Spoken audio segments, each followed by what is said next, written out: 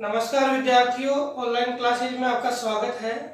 विद्यार्थियों, हमने पिछले वीडियो में पढ़ा कि जो प्रदूषण है, प्रदूषण के ध्वनि, वायु और जल तीनों क्षेत्रों को पढ़ा।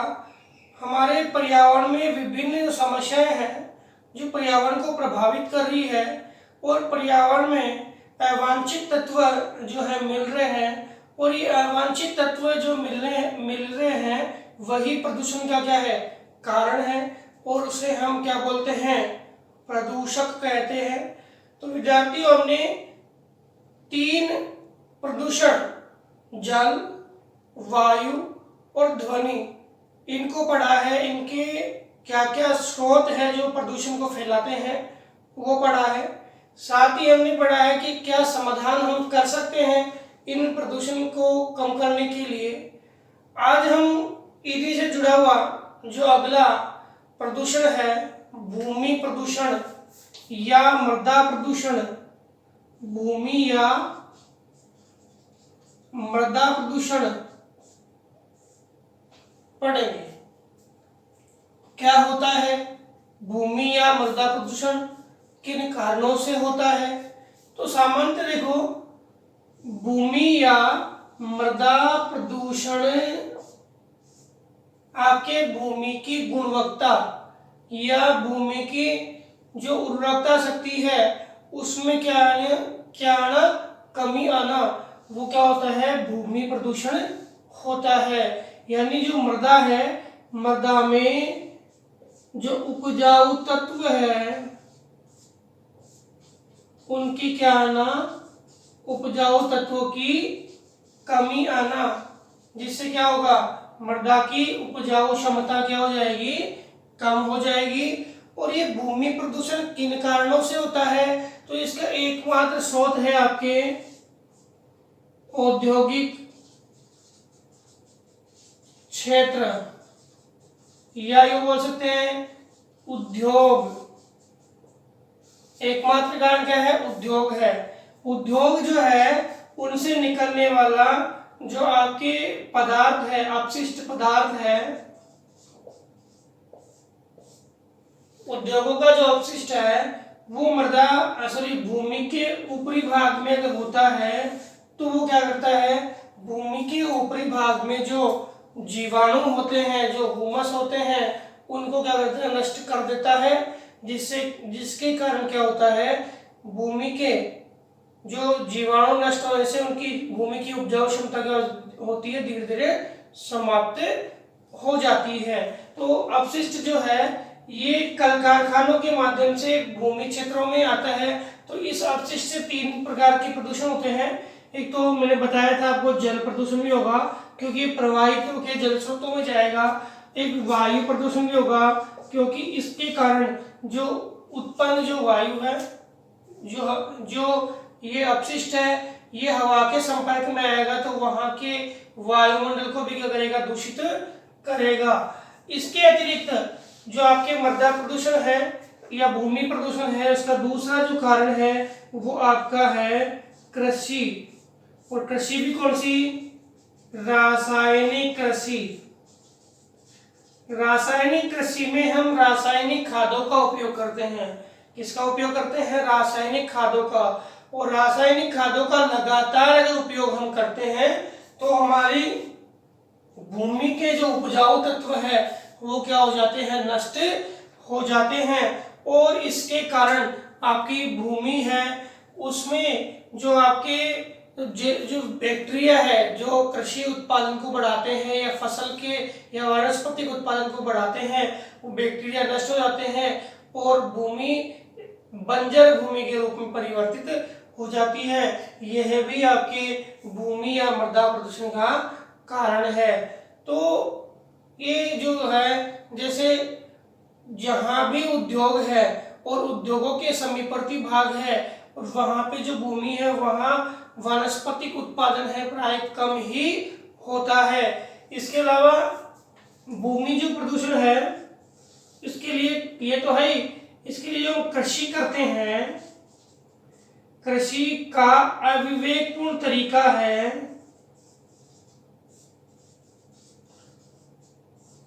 वह भी मृदा के प्रदूषण का कारण है। मृदा के निम्नीकरण, भाई मृदा प्रदूषण का मतलब क्या हुआ यहाँ पे, मृदा निम्नीकरण या भूमि निम्नीकरण या मृदा का ह्रास या भूमि का ह्रास। अब अविवेकपूर्ण तरीके से हम क्या करेंगे, कृषि कार्य करेंगे, तो वहां पे मान लो हम सिंचाई कर रहे हैं लगातार, तो सिंचाई लगातार कर रहे हैं तो भूमि में आपकी स्वयं की समस्या उत्पन्न हो जाएगी। किसकी, स्वयं की समस्या उत्पन्न हो जाएगी। और भूमि में धीरे धीरे क्या है, आपके जो तत्व है, जो उपजाऊ क्षमता बढ़ाने वाले, वो भी क्या हो जाएंगे, नष्ट हो जाएंगे। एक ही प्रकार की कृषि करेंगे तो भी भूमि में क्या होती है, गुणवत्ता समाप्त हो जाती है। लगातार रासायनिक कृषि करने से भूमि में गुणवत्ता क्या होती है, समाप्त हो जाती है। और उद्योगों की अपशिष्ट से भी भूमि में गुणवत्ता क्या हो जाती है, समाप्त हो जाती है। अब इसके बाद हम देखें कि उदाहरण की बात करें तो पंजाब जो है, पंजाब में लगातार रासायनिक कृषि होने से पंजाब की जो भूमि है, उस भूमि में आपके जो भूमि प्रदूषण की समस्या है वो उत्पन्न हो गई है। लगातार रासायनिक कृषि करने से, लगातार रासायनिक कृषि में क्या हुआ, केमिकल डालेंगे, खाद डालेंगे, तो जैविक खाद जो है वो क्या होता है, अपनी भूमि के लिए एक सहयोगी का काम करता है, जो भूमि की उपजाऊ क्षमता को बढ़ाता है। लेकिन रासायनिक खाद है वो कुछ समय के लिए तो क्या करेगा, भूमि में उत्पादन बढ़ाएगा, लेकिन लंबे समय की हम बात करें तो भूमि के उत्पादन में क्या है, वो प्रभाव डालेगा। इसके बाद जो मृदा प्रदूषण है उससे कौन कौन से नुकसान होते हैं, कौन कौन से प्रभाव देखने को मिलते हैं।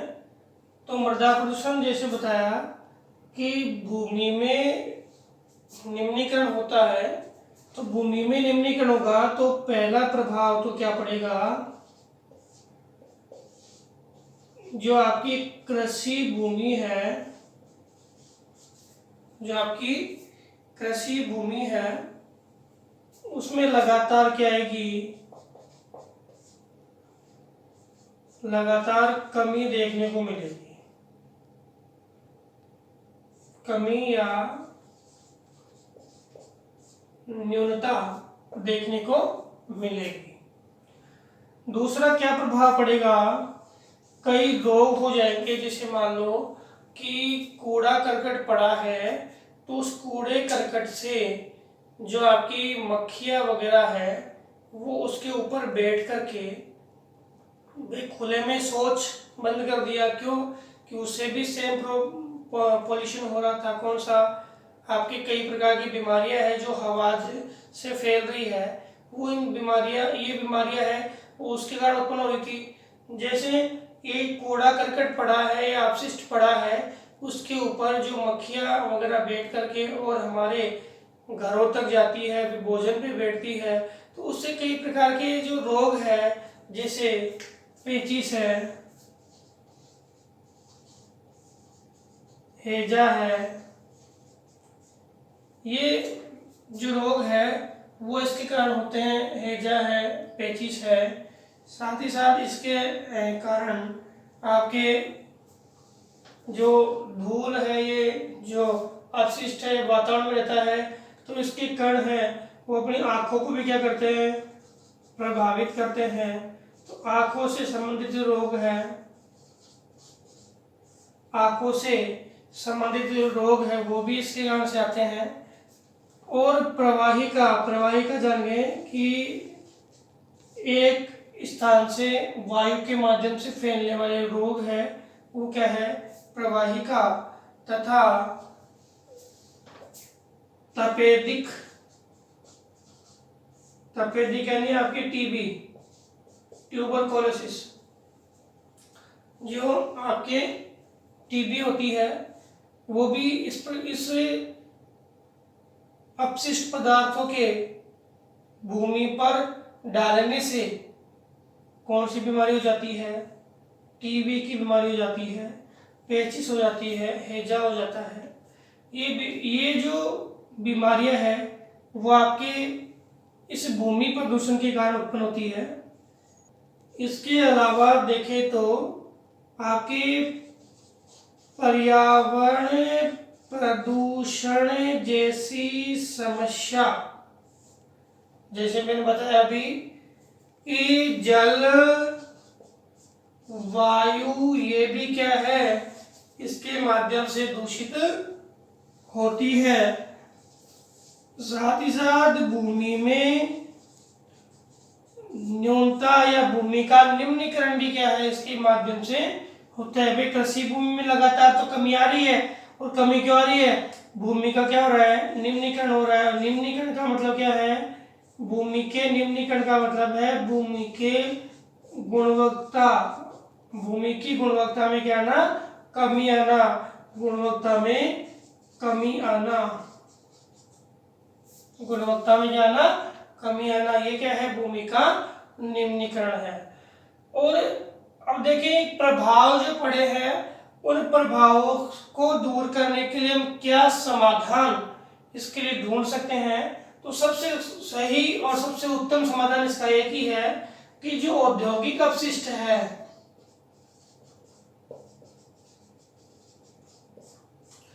औद्योगिक अपशिष्टों का सही निपटान करें। पहली बात, औद्योगिक अपशिष्टों का सही निपटान करें। दूसरा, भूमि में जो रासायनिक खाद है उनका प्रयोग कम करें, और प्रयोग करें भी तो विवेकपूर्ण तरीके से करें,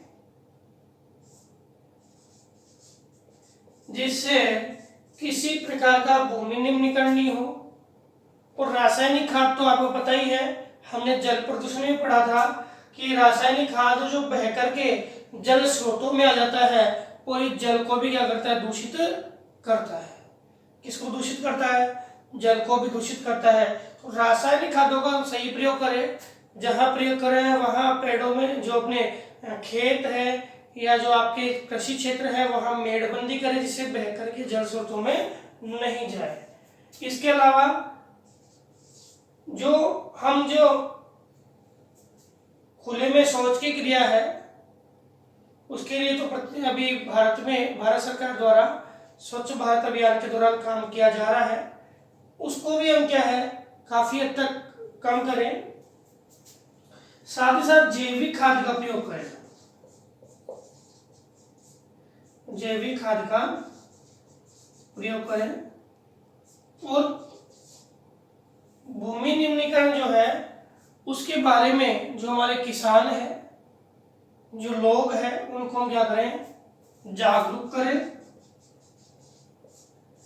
जागरूकता प्रदान करें, जिससे भूमि निम्नीकरण को हम काफी हद तक क्या है, कम कर पाए। तो विद्यार्थियों, भूमि प्रदूषण है वो विकट समस्या है, क्योंकि भूमि प्रदूषण है वो अन्य प्रदूषणों को भी जन्म देता है, अन्य प्रदूषणों को भी जन्म देता है। इसलिए भूमि प्रदूषण जो है वो रुकना आवश्यक है। दूसरा, भूमि प्रदूषण जो है वो हमारे लिए खाद्यान्नों के उत्पादन को भी क्या करता है, प्रभावित करता है। इसलिए भूमि प्रदूषण को रोकना बहुत जरूरी है। और साथ ही साथ बहुत सारी जो मृदा से होने, यानी मृदा के संपर्क में हम रहेंगे तो इससे होने वाली जो बीमारियां हैं उसको भी क्या करेगा, फैलाएगा। तो इसके लिए भी भूमि प्रदूषण को नियंत्रित करने के लिए प्रयास करना चाहिए। अब इसके बाद हमने प्रदूषण के 4 स्रोत पढ़ लिए। प्रदूषण जो मुख्यतः 4 प्रकार का, जल, वायु, मृदा या भूमि, और चौथा आपका ध्वनि प्रदूषण। प्रदूषण के हमने चारों स्रोतों को पढ़ा है। इसके बाद हम जो प्रदूषण के इन्हीं प्रदूषणों की कुछ विकट समस्याएं हैं जो वर्तमान विश्व को क्या कर रही है, प्रभावित कर रही है। और इन समस्याओं के पीछे जो कारण है वो केवल मानव ही है, कि मानव ने प्रकृति का अत्यधिक दोहन किया या प्रकृति का सही उपयोग नहीं किया। उसके कारण प्रकृति के कई विनाशकारी प्रभाव है वो मानव पर पड़ रहे हैं। और इन्हीं प्रभावों में से जो आपके प्रदूषण के कुछ कारक है उनको हम पढ़ने जा रहे हैं। इन कारकों में जो सबसे पहला कारक है वो है अम्लीय वर्षा। सबसे पहला कारक कौन सा है? अम्लीय वर्षा।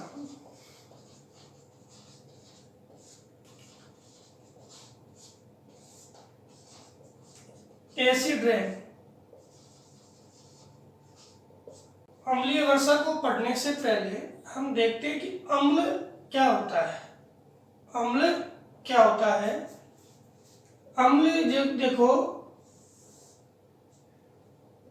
एक हाइड्रोजन की क्षमता, पोटेशियम और हाइड्रोजन पीएच मान आपने सुना होगा। पीएच मान पोटेंशियल ऑफ हाइड्रोजन यानी हाइड्रोजन आयनों की संख्या या क्षमता। पोटेंशियल का मतलब यह क्षमता किसकी? हाइड्रोजन आयनों की क्षमता जो है वह किसको प्रदर्शित करती है? पीएच मान को। और जो पीएच मान है वो किसी भी पदार्थ में अम्ल और क्षार उसको प्रदर्शित करता है। अब 0 से लेके 7 तक, 7 जो है वो क्या है? उदासीन है। 7 जो पीएच मान है वो क्या है? उदासीन है। 7 पीएच मान क्या है? उदासीन है। अब उदासीन हमारे रक्त है उसका और हमारे जो जल है उसका, ये उदासीन है। अब 7 से कम अगर पीएच मान होता है तो ये क्या होते हैं? अम्ल। और 7 से ज्यादा अगर पीएच मान होता है तो वो क्या होता है? क्षार। यानी जल की मात्रा कम है तो अम्ल है, जल की मात्रा में ज्यादा है तो क्या है? वो क्षार है। अब जो अम्ल है वो सर्वाधिक है, वो आपके 0 से लेके 2.5 सर्वाधिक अम्लता हो गई। 2.5 से 5 ये क्या है? कम हो गई। इधर जाएंगे तो अम्लता में क्या आएगी? कमी आ जाएगी। और जो निचला स्तर है वो सर्वाधिक अम्लता को बताएगा। निचला स्तर है वो क्या करेगा? सर्वाधिक अम्लता को बताएगा। अब इसके बाद हम बात करें कि जो अम्लीय वर्षा क्या होती है।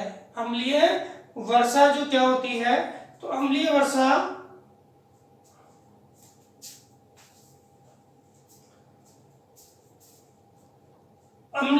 जो होती है, ये समझ में आ गया होगा कि अम्ल और क्षार जिसका पीएच मान 7 से, और पीएच मान का मतलब क्या होता है? पोटेंशियल ऑफ हाइड्रोजन यानी हाइड्रोजन आयनों की क्षमता।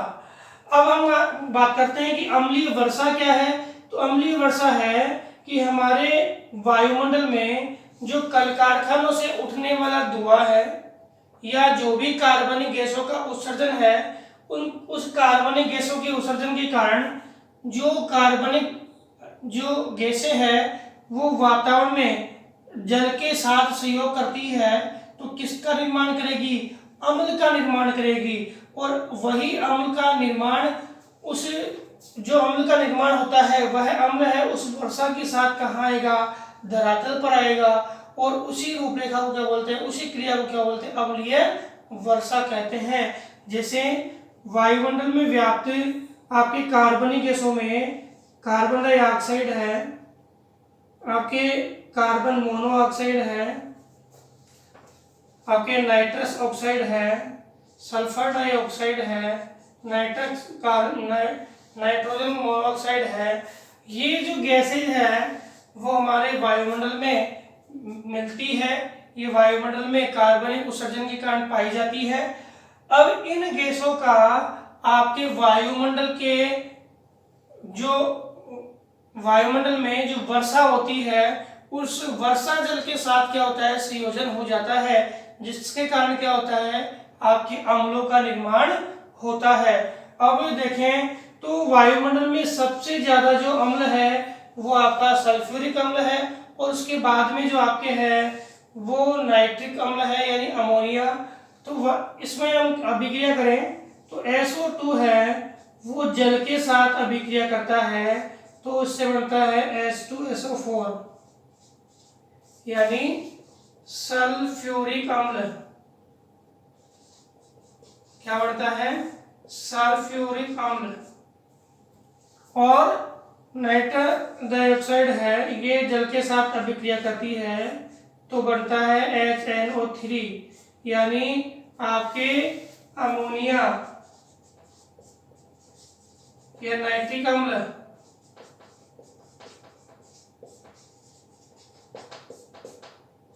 क्या बनता है? नाइट्रिक अम्ल। और ये अम्ल है वो वर्षा जल के साथ मिल जाता है, और वर्षा जल के साथ मिल करके और कहाँ आता है? धरातल पर आता है। कहाँ पर आता है? धरातल पर आता है। धरातल पर आने के बाद यह है भूमि से मिलता है तो भूमि की अम्लीयता को बढ़ा देता है। फिर ये जल स्रोतों में चला गया तो जल स्रोतों में जाने के बाद जल में अम्लता को बढ़ा देता है। जल की अम्लता को क्या होता है? बढ़ा देता है। इसी प्रकार ये वनस्पतियों के संपर्क में आता है तो वनस्पतियों पर भी एक प्रकार की जो मोम की सी चादर है वो है बना देता है, जिससे इनके जो स्टेमेटा है, स्टेमेटा जानते हो पत्तियों के अंदर श्वसन क्रिया करने का जो तंत्र है उसे क्या बोलते हैं? स्टोमेटा। स्टोमेटा क्या होता है? कम हो जाता है, जिसके स्टोमेटा है उसके रंध्र क्या होते हैं? बंद हो जाते हैं, रंध्र बंद हो जाते हैं, जिसके कारण आपके पेड़ों का विकास क्या है? वो अवरुद्ध हो जाता है। तो हमने आज इस वीडियो के माध्यम से जाना कि अम्ल क्या है, अम्ल क्या होते हैं। अम्ल जिनमें पीएच मान की क्या है? कमी है, वो क्या होगा? अम्ल होगा। साथ ही साथ हम देखें कि अम्लीय वर्षा है वो कैसे होती है, तो हमारे जितने भी कार्बनिक गैसें हैं वो वर्षा जल के साथ सहयोग करती है तो किसका निर्माण होता है? अम्ल का। और मैं बताया 60 से 90% जो अम्ल है वायुमंडल में कौन सा है? सल्फ्यूरिक अम्ल है। और लगभग 30 से 40% जो अम्ल है वो कौन सा है? आपके अमोनिया या नाइट्रिक अम्ल है। तो ये अम्ल है वो हमारे क्षेत्र में क्या है? कई प्रकार के परिवर्तन लाते हैं, कई प्रकार के बदलाव लाते हैं और कई प्रकार की समस्याएं उत्पन्न करते हैं। इनको कौन कौन सी समस्याएं उत्पन्न करते हैं, किन कारणों से ये अम्ल उत्पन्न होते हैं, तो यह जो रूपरेखा है वो हम अगले वीडियो के माध्यम से पढ़ेंगे। धन्यवाद।